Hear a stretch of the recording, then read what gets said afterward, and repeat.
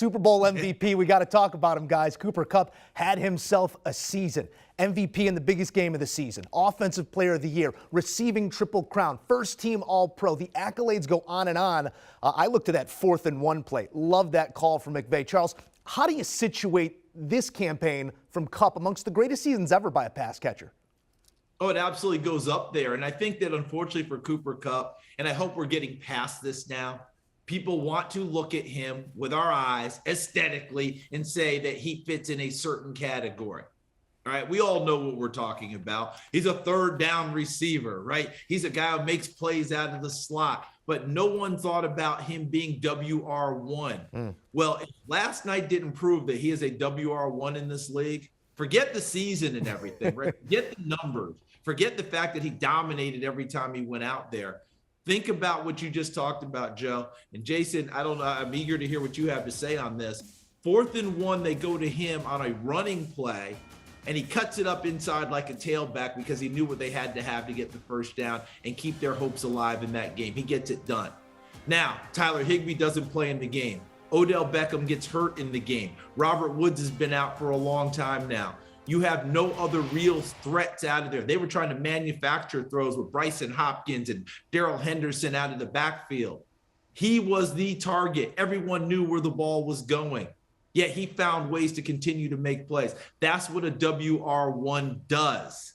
So don't tell me anymore about, wow, he had a great season, but look at all this around. Forget all that. He's the focal point. And when the game was on the line, he produced, despite the fact everyone knew ball was going to 10. What's our coverage? They were doubling him. They were sliding coverages. They were bracketing, and he still got it done. This guy, you better hold on to him. I've loved him since I saw him at a Manning camp his freshman year at Eastern Washington, and I've done nothing more than fall deeper in love with Cooper Kupp, and now he's shown the world exactly who he is. 15 plays on that game-winning drive, 8 of those calls.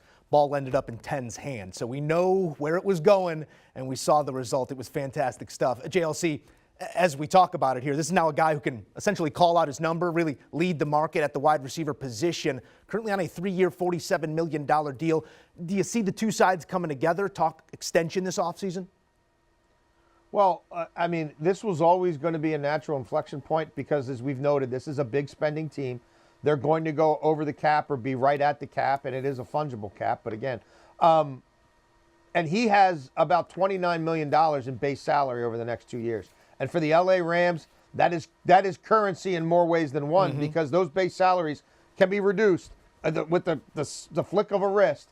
And you take that base salary, you turn it into a signing bonus, you prorate it out over more years, you add to the deal, and his cap number goes way down, and they have more money and more cap space to offer Von Miller and OBJ and other people they want to keep in the fold or bring into the fold. So, yes, will he end up getting a restructured deal? Absolutely. Will it put more present-day money in his pocket?